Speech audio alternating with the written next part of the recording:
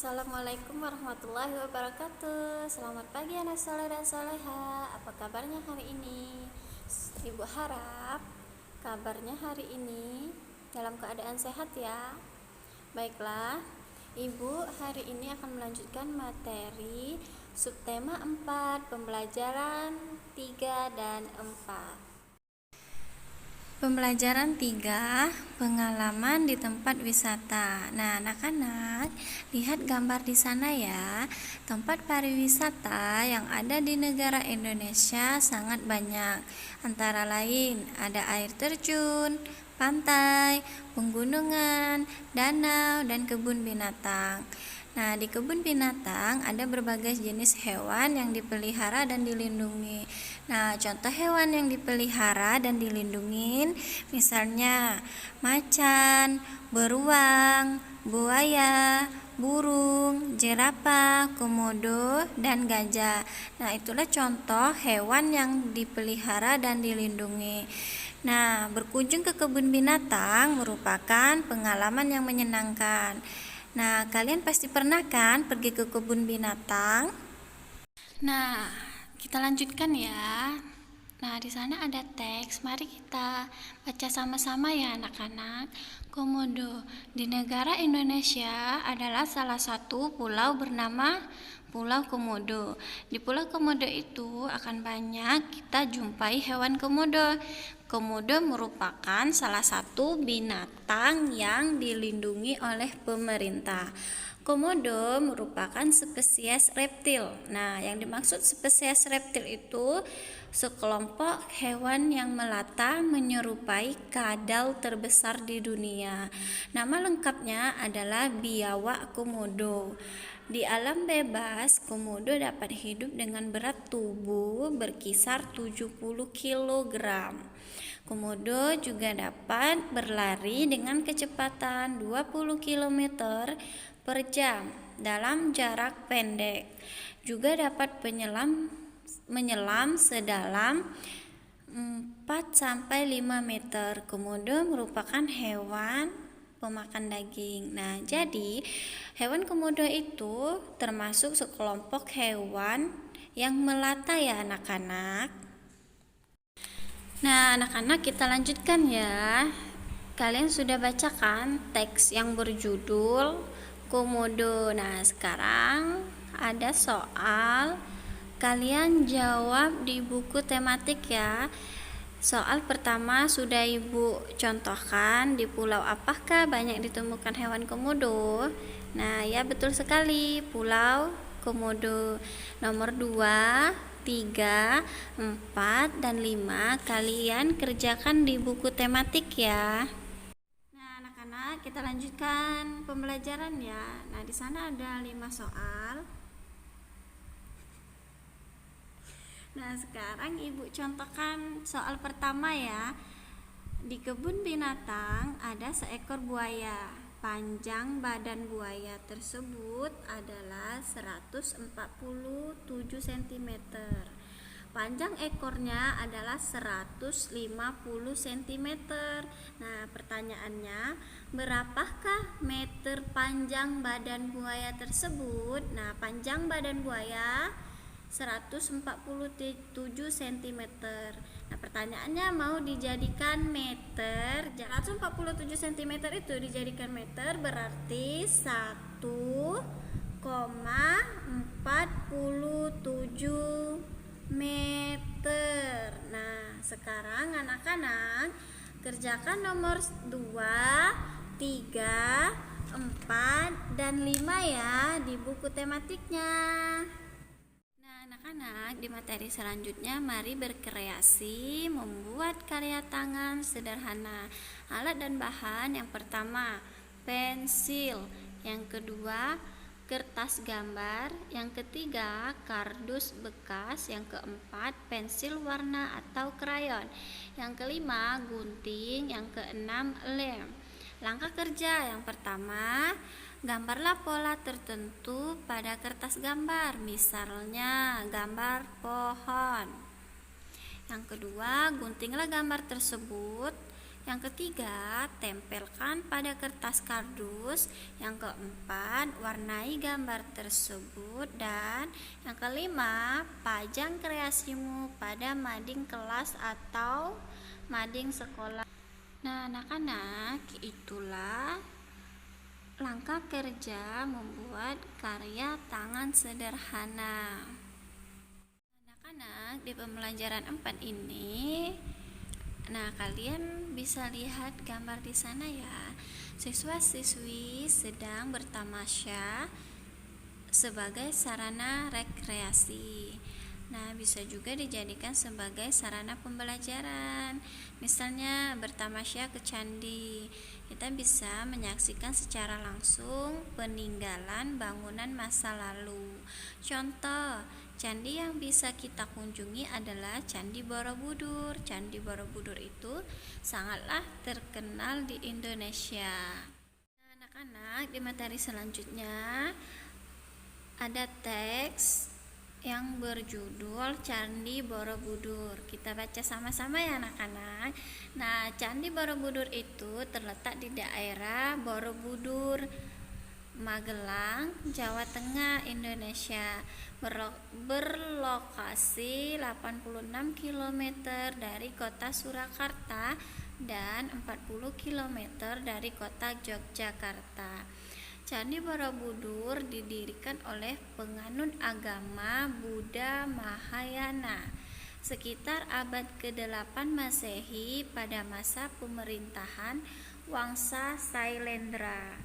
Candi Borobudur sudah terkenal sampai ke mancanegara. Banyak wisatawan nasional dan internasional yang berkunjung. Banyak juga anak-anak sekolah yang mengadakan rekreasi ke Candi Borobudur. Nah, dengan berkunjungnya ke Candi Borobudur, kita dapat belajar sejarah di Indonesia.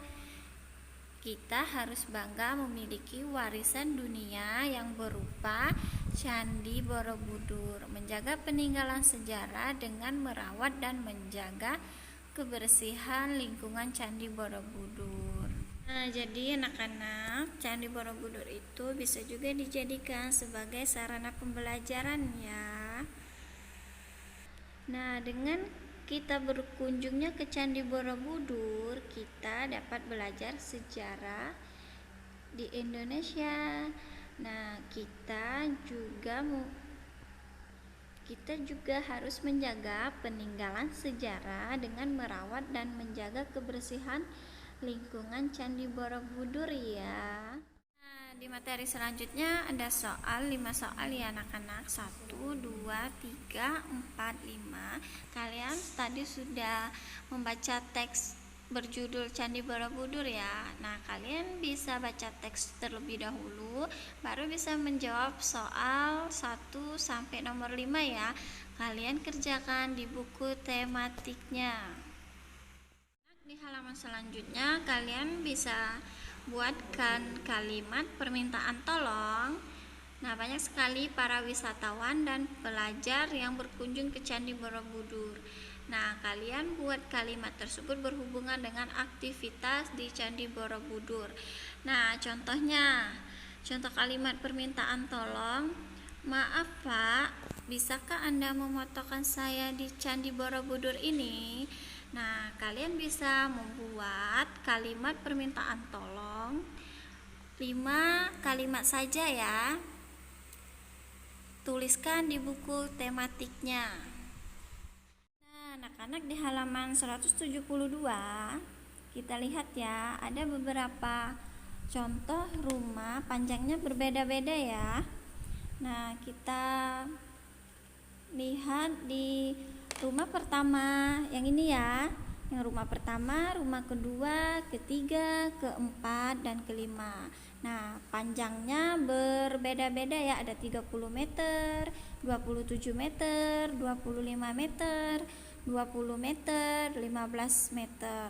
Nah, jika panjang rumah ke-1 dan ke-2 dijumlahkan, maka panjang rumah 1 ditambah panjang rumah kedua. Nah, rumah yang pertama 30 meter. Nah, kalian bisa lihat ya. Dan panjang rumah kedua 27 meter. Nah, berarti kita jumlahkan 30 ditambah 27 meter sama dengan berapa anak-anak? Ya, betul, benar sekali, 57 meter. Nah, jadi jumlah panjang rumah ke-1 dan kedua adalah berapa? 57 meter. Iya, pintar sekali. Nah, sekarang Ibu ada soal nomor 1, 2, 3, 4, 5. Nah, Ibu contohkan satu lagi ya. Berapakah panjang rumah ke-1 dan ke-4 jika dijumlahkan? Nah, yang rumah pertama berapa anak-anak? 30 meter. Nah, kalian bisa tulis ya nanti di buku tematiknya 30 meter ditambah, nah rumah keempat yang mana anak-anak? Iya, betul sekali, yang ini ditambah 20 meter. Nah, berapa anak-anak? 30 meter ditambah 20 meter berapa?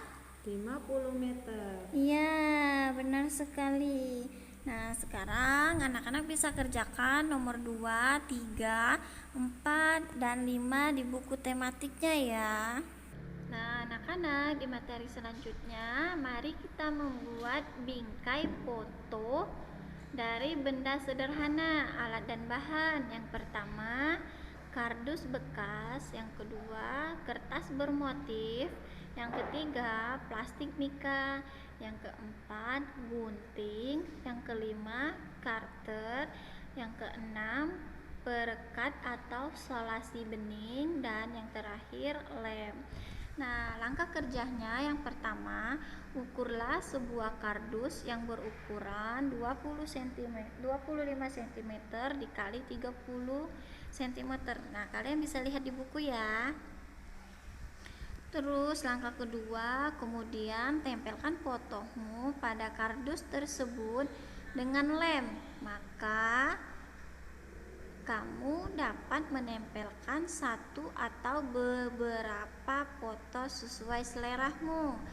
Nah, langkah ketiga, ambil plastik mika dan potong sesuai ukuran kardus yang telah terpotong.